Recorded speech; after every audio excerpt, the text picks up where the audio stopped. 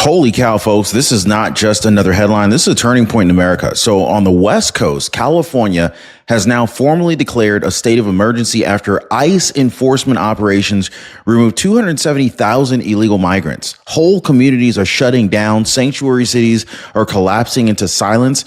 And the same leaders who spent decades encouraging lawlessness, led by none other than Governor Gavin Newsom, are now pretending to be shocked.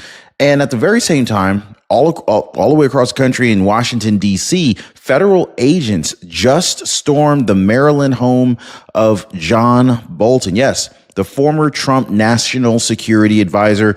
You've got FBI agents raiding his door at 7 a.m. this morning, searching for classified documents tied to a leak investigation. Guys, it is total chaos in California and a complete crackdown in Washington, D.C., all unfolding at the same time.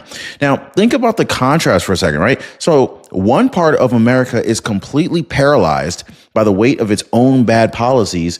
And the other part, it's seeing law and order restored right inside the swamp itself. So I want to go ahead and start in California, because what's happening here in California, it's unlike anything we've seen in modern history. If you appreciate the news updates, please take a second, hit the like button for the video. Thank you so much, guys. Huntington Park, Santa Ana, and other California cities, they now look like ghost towns. Half the population's hiding indoors, shops with gates that are pulled down, sidewalks are completely empty, street vendors are gone. People and places that once thrived off cheap labor and sanctuary city protections, they're now barren wastelands overnight. And who do local officials blame? Jonathan Sanabria. He's a city councilman, says it's all racial profiling. Guys, he went on to say that ICE is targeting communities like his because of how people look. But critics say he's missing the point. When nearly 45% of your city is undocumented, it's not profiling. It's just called enforcing the law. California leaders, and most of all, Gavin Newsom, never prepared for this moment. They invited this collapse by allowing sanctuary policies to define their state. And now, with tens of thousands of workers gone, businesses shuttered, and residents afraid to leave their homes, the governor has no choice but to declare an emergency. But of course, here's the kicker. If half your population wasn't supposed to be there in the first place, then who's really responsible for this disaster? The people enforcing the law, or the politicians like Gavin Newsom who built an economy on lawlessness? Now, folks, of course, this is just the beginning, because while California scrambles to pick up the pieces, the economic fallout, it's about to hit pretty hard. We're talking job losses in the hundreds of thousands, businesses collapsing, and entire communities realizing that their growth was built on a lie. But here's the bigger question here. Here's the bigger question. What happens when sanctuary policies backfire so badly that the very people that they claim to protect are the ones who are suffering the most? Now, let's talk about the economic fallout, because, folks, it's not just empty sidewalks and shuttering storefronts, guys. The numbers are jaw-dropping. Analysts estimate 271,000 citizens will lose their jobs as a direct result of this enforcement action, and another 193,000 non-citizens on top of that. So that's nearly 500,000 positions suddenly disrupted. But of course, here's a twist. Were those jobs really lost, or were they finally freed up for real Americans who were pushed out of the workforce for decades? I don't know. Think about it, guys. These businesses, from restaurants to equestrian centers, they relied on cheap, off-the-books labor, paying them under the table. They cut corners. They underpaid. They ignored the law. And now the entire system is collapsing under its own weight. And so take the Los Angeles Equestrian Center as one example. Entire crews of workers fired in a single day because they couldn't prove their legal status. Now, at first glance, you would think, wow, they got no workers left. Okay, but if these jobs were really vital, they'll be filled pretty quickly. This time here by actual Americans rather than the illegals that were working there or undocumented workers. So now real Americans and legal residents who were denied a fair chance for years may actually be able to land a job for the first time in a long time. And it's not just the workers. Landlords, shop owners, entire neighborhoods profited off of this underground economy.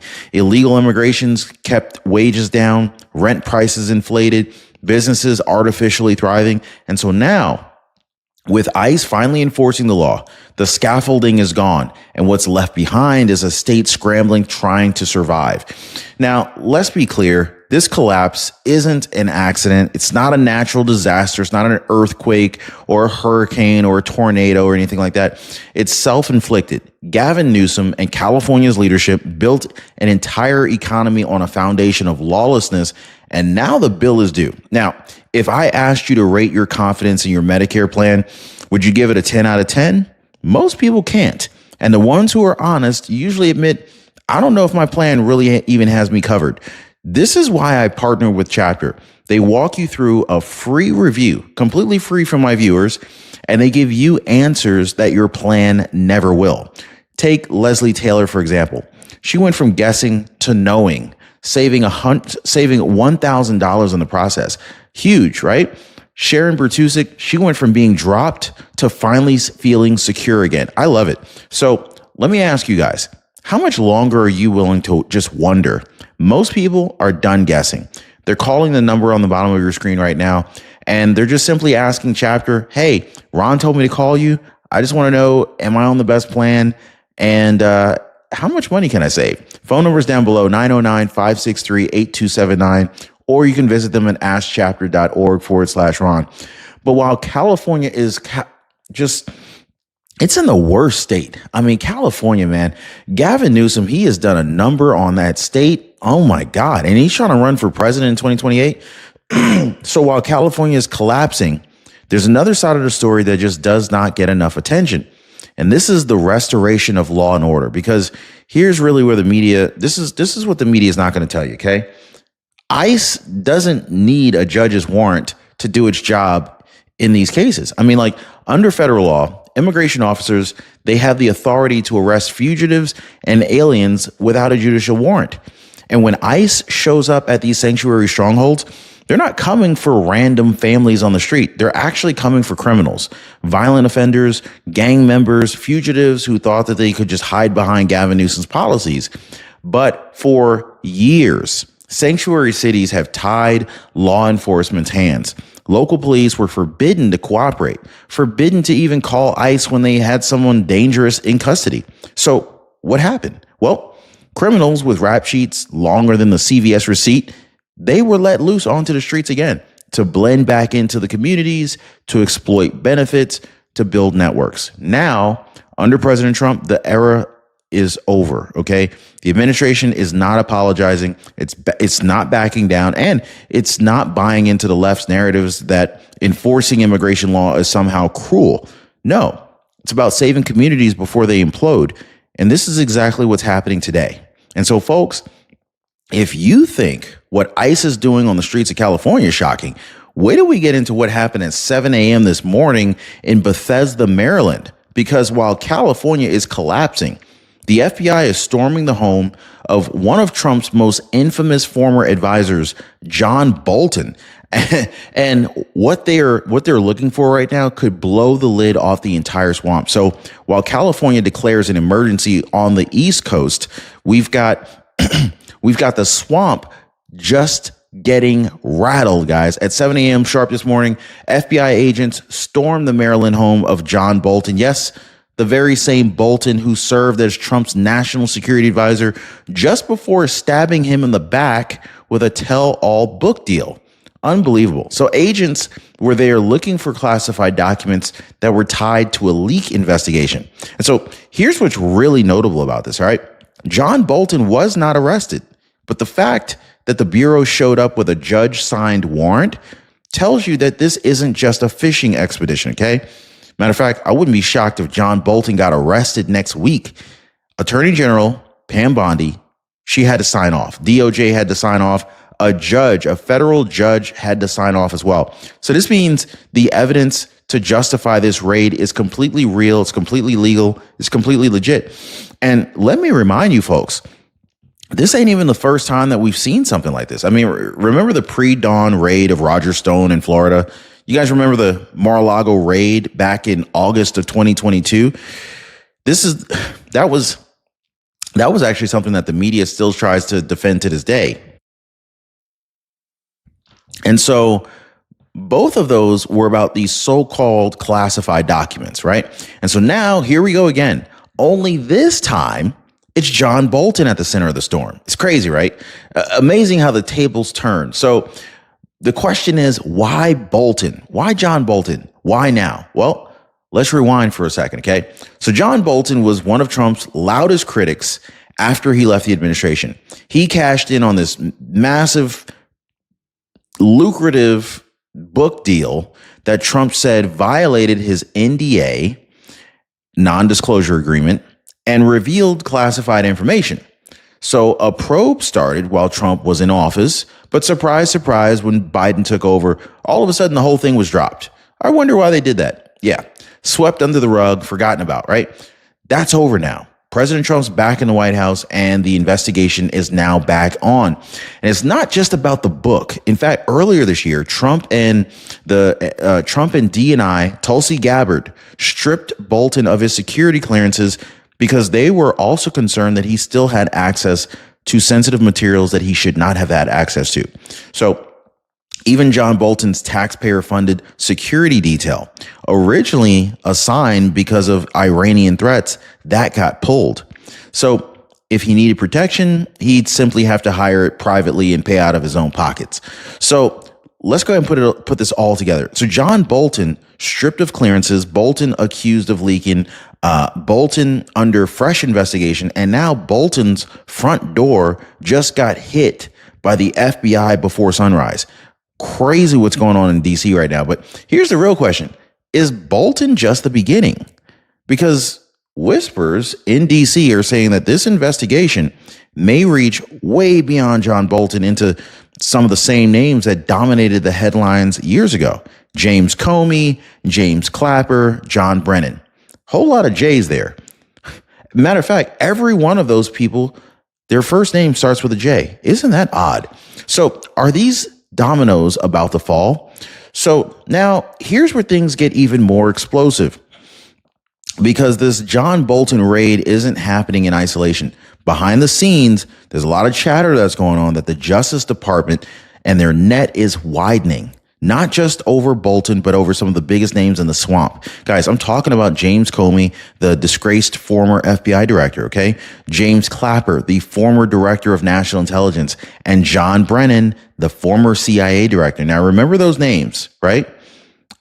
Real quick, how many of you guys do remember those names? Anyway, these were the very same people who pushed phony narratives, leaked classified material, and undermined Trump at every turn during his administration. And so now, with Trump back in the White House, the game has changed. What was ignored under Biden is now fair game. And if Bolton's home raid is the first domino, well, question is, how many more doors are about to be knocked on or kicked down at 7 a.m.? I'm just saying. But I want to zoom out just for a second, because while Washington is bracing for a potential swamp-wide reckoning, California is still reeling. That's right, guys. Over on the West Coast, sanctuary cities are in free fall. On the East Coast, insiders like John Bolton, they're finally facing federal scrutiny. So this is the parallel right here, folks. Chaos in California, accountability in Washington. California is learning that you just can't build an economy on illegal labor without consequences. Washington is learning that you can't abuse classified information and weaponize leaks without consequences. And so who's behind these reckonings? President Donald J. Trump, decisive, unapologetic, and clearly not afraid to do what weak leaders before him refused to do. Now, on the one side, he's restoring order at the border. But on the other side, his Justice Department is sending a message to the elites. No one is above the law. Not even former insiders like John Bolton. But this kind of raises the ultimate question. Is this the beginning of a long overdue reckoning? Are we about to witness the collapse of sanctuary strongholds and the exposure of swamp elites in one sweeping moment? Well, here we are, folks. Two massive crises. One nation, one president that's willing to confront both head on. Now, on the West Coast, you got Gavin Newsom's California completely scrambling under its own weight. Entire towns emptied out, businesses shuttered, an economy exposed as a fraud is built on these sanctuary policies and illegal labor. Newsom can declare all these, he can declare all these emergencies all he wants, really. But the truth is, this is the bill finally coming due for decades of lawlessness. Now, on the East Coast, the swamp is shaking. You got John Bolton's home raided this morning, his past decisions finally catching up to him. And if John Bolton can be targeted, if Bolton can get put under the microscope, then every single insider who thought that they were untouchable, they ought to be sweating right now, because this administration, it's made it very clear. Nobody gets a pass. That's the contrast. California collapses under weak leadership, while Washington sees accountability under strong leadership. The same day, the same America, one half is suffering from the consequences of betrayal, the other half finally tasting the return of law and order. So I'm gonna go ahead and leave you with this, guys. Is this just the start of a long overdue reckoning? Are we watching the beginning of a moment where both the sanctuary cities and the swamp elites are forced to face the reality that they've been running from years? Because if today is any indication, August 22nd, 2025 may go down in history as the day that the tide turned. Hit the like button, subscribe, share this video. YouTube thinks you're going to really enjoy the video that's about to pop up on your screen right here. Click that video, and I'll see you on the other side.